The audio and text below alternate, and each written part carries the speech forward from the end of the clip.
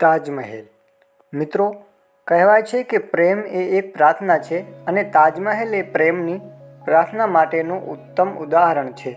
પ્રેમની શાનદાર કારીગરીને જોઈને લોકો આજે પણ પ્રેમ પર વિશ્વાસ કરે છે, કારણ કે આ પ્રેમમાં સમર્પણ, ત્યાગ, ખુશી અને તે બધું જ છે જે પ્રેમને યોગ્ય વાતાવરણ પૂરું પાડે છે.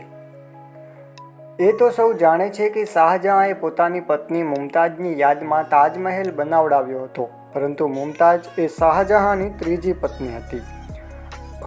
મુમતાઝ શાહજહાંની 14મી સંતાનને જન્મ આપતી વખતે સ્વર્ગ સિધાવી ગઈ હતી.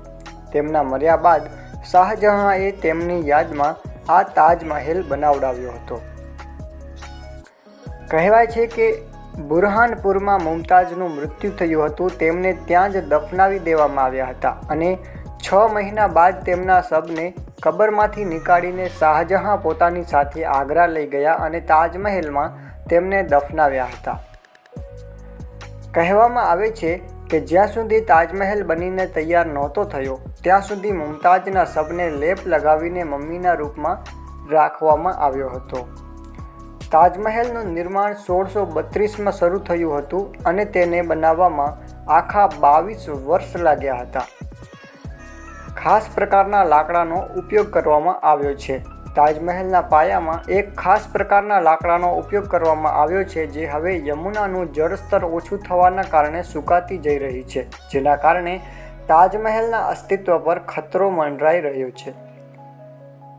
8 દેશોમાંથી સામગ્રી મિત્રો, તાજમહેલના નિર્માણ માટે 8 દેશોમાંથી નિર્માણ માટે સામગ્રી મંગાવવામાં આવી હતી.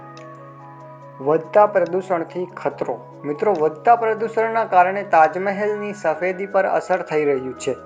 એટલા માટે તેના કેટલાક ભાગો પર મુલતાની માટીનો લેપ લગાવવામાં આવ્યો છે, પરંતુ રંગ પર અસર નથી થયો.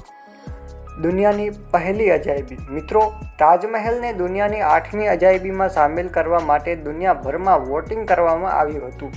તાજમહેલને એટલા વોટ મળ્યા હતા કે જેના લીધે તે દુનિયાનું પહેલી અજાયબી બની ગયું.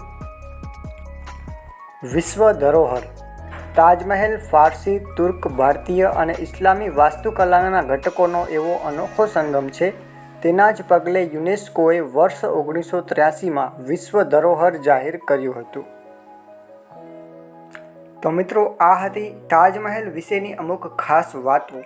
તો મિત્રો, માહિતી ગમી હોય તો વિડીયોને લાઇક કરીને મિત્રો સાથે શેર કરજો અને ચેનલને સબસ્ક્રાઈબ કરીને ઓલ નોટિફિકેશન બેલ ઓન કરો, જેથી આવનારી નવી વિડીયોની અપડેટ તમને મળતી રહે. ધન્યવાદ મિત્રો.